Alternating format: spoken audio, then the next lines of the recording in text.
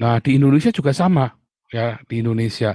Seharusnya gereja-gereja itu, kalau gedung gereja itu cuman buat datang orang terus pasang lampu-lampu, pakai mixer miliaran, LED 9 miliar.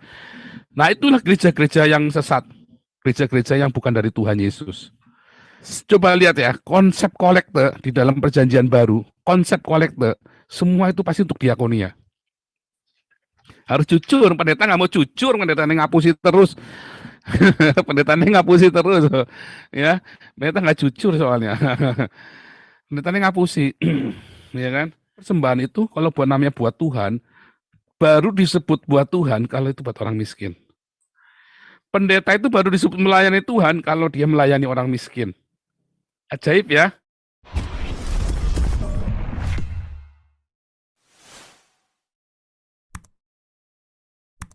Menegakkan negara kesatuan Pancasila yang berdasarkan Pancasila dan tetap tegaknya negara kesatuan Pancasila, negara kesatuan Republik Indonesia yang berdasarkan Pancasila, dan selamatlah keberagaman di Indonesia. Nah, kita bersyukur bersama yang ada dan bergabung di sini dapat bersama-sama melakukan banyak hal ya. Selamat untuk Galarua, kita tetap mensupport ya dengan berbagai cara. Nanti kita bersama-sama dan ya secara pribadi masing-masing kita berdoa untuk apa yang dilakukan oleh Pak Paul dan kawan-kawan melalui berbagai kegiatannya. Itu dulu. Terima kasih Pak Paul. Iya. Di persembahan itu kalau dibilang buat Tuhan, ayatnya sudah jelas. Kalau kamu melakukannya untuk aku, untuk orang miskin ini, kamu melakukannya untuk aku, kata Tuhan Yesus. Nah, itu sudah jelas itu. Jadi kalau bilang persembahan buat bangun gereja, apakah itu buat Tuhan? Bukan. Apakah membangun gereja adalah untuk Tuhan? Bukan loh. Yang dibilang untuk Tuhan itu ketika ketika kita ngasih orang miskin. Nah, kalau gerejanya itu diperuntukkan bagi orang miskin, orang lapar, orang itu baru untuk Tuhan. Makanya bikinnya gedung serbaguna, yang dimana orang-orang miskin bisa ditampung di sana. Gereja-gereja, ya gereja, makanya ada kebangunan rohani di kota-kota itu ya.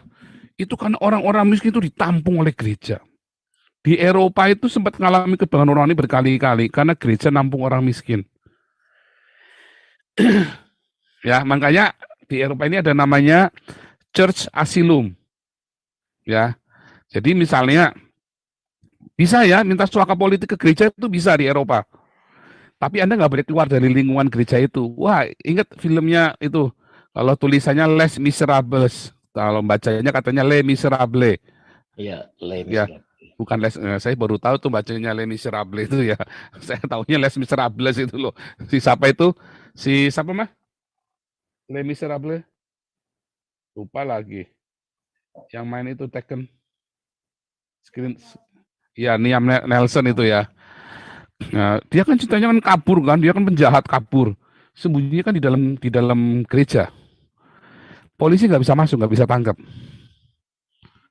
Nah, di sini juga gitu ya. Karena ada beberapa orang-orang Iran yang minta suaka gereja. Minta suaka gereja dia. Nggak bisa tangkap polisi.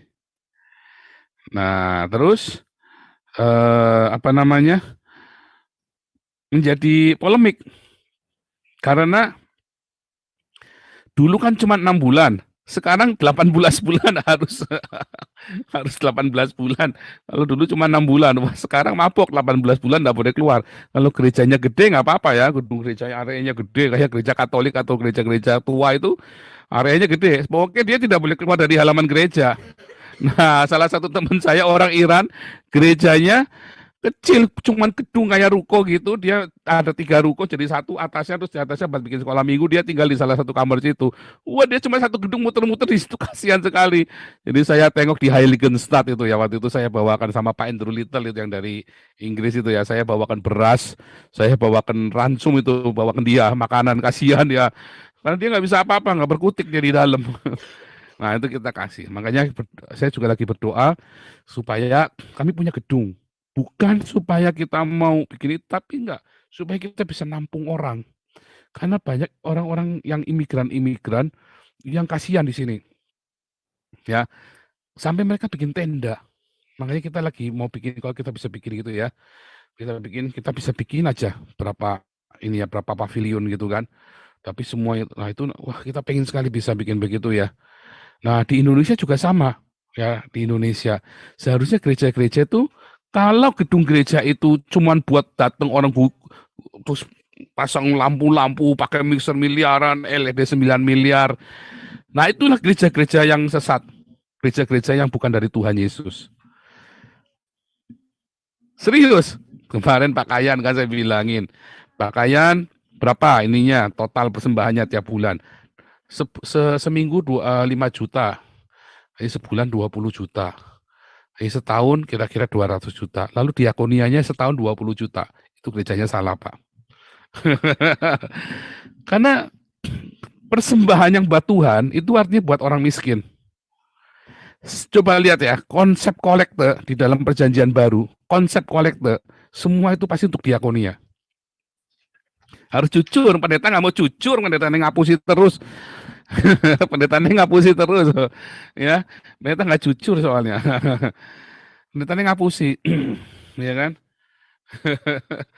Nah, Anda juga ditipu mau, seneng. Pendeta gajian, ya itu benar. Kenapa, Mas?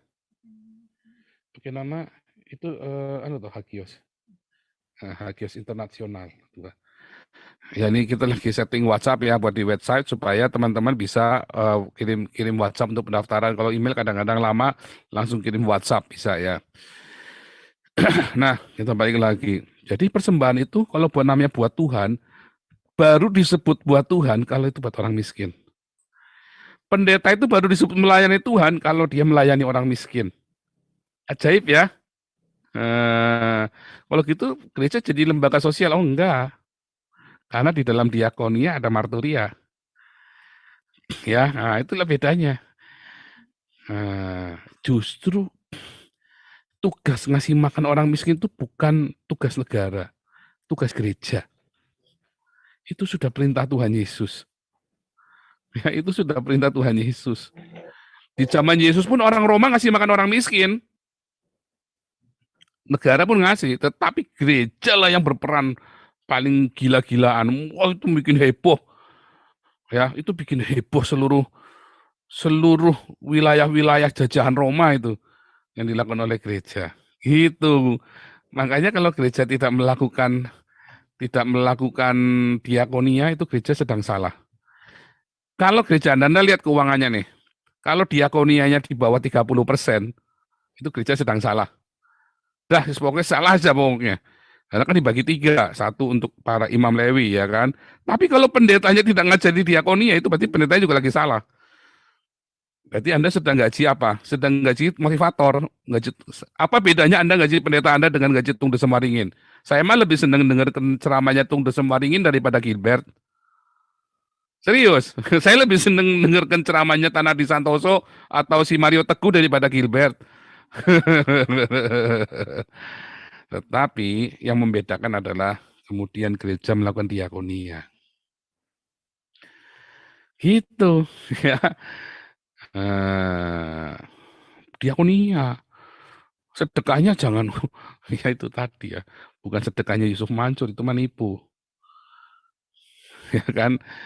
Nah, gereja nggak ngajari diakonia. Nah, gitu Pak Nugroho. Simpel kan? Simpel. Makanya saya bilang ini 2022 nanti ada pendeta bisa urusan masuk penjara lah, malam bisa masuk penjara, bisa dia tahan di situ.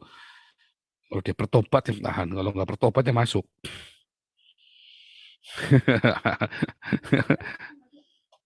Ngeri ya. Oke nih Pak Paul.